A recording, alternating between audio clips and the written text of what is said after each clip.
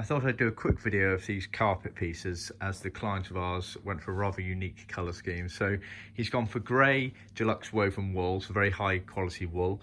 Then he's gone for black edging, which is obviously in the leather cloth material as original. And then a biscuit thread on it, as you can see. So we've done this on the binding as original. As you can see, it looks very, very nice. I must say I was a bit dubious when he first requested it. We do like to advise on colour choices sometimes, so I did sort of say, are you sure? And he was very confident, and I must say I completely eat my words on this one. I actually really like this colour scheme.